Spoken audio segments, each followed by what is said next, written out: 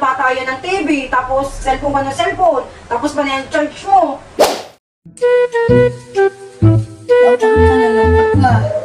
Nabuboring kasi ako, wala akong magawa sa bahay. Nainip ako.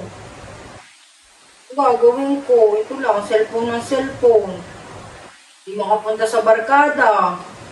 Ito man, yun mo. Ano to? Halak, tapos butan.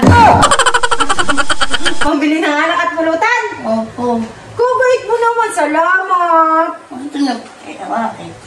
Nalulungkot pa din ako kasi wala akong pambayad ng bahay natin. Due date na, baka palisin tayo dito sa bahay. Mama naman? Opo. Kaya nalulungkot pa din ako. Anong gagawin ko? Mama, na bahay. Wow! Meron na akong pambayad sa bahay! Yes!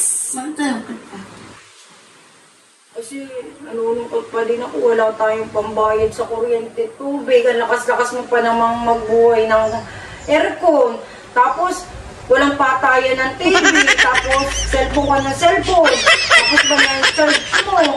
Ayun, ang laki na ng kuryente natin. Wala talaga akong pambayad. Kulang pa din. Kaya tubig. Wow! Hulog ka talaga ng langit, anak! Ha? Pagkatulog ko.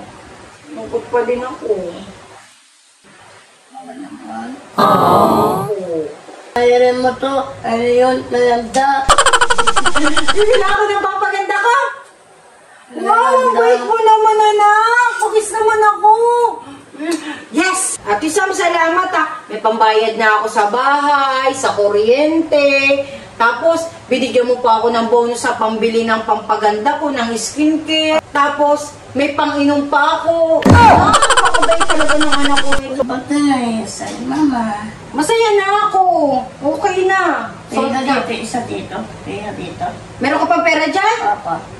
Nasaan na? Ito, narila na DVD. Narila ko to ko. Lahat chicken. Hindi yun, pizza. 12 pesos? Ibibigay mo sa akin ng Jollibee? Opo. Gutom na ko eh. Ano? Gutom ka na? Ito pala pinatupsan na bahay, tapos ala. Oh. Na mall, na ganda. Ito pa, naribi. Kaya pala naman. Solve na nga ako sa lahat. Tapos, pinag-ambunan mo pa ako ng pambili ng Jollibee mo kasi gutom ka na? Opo. Bis-bis na ganda. Mabibisa ako maganda. Tapos wala ikapanikap pa, nalanda pa. Okay.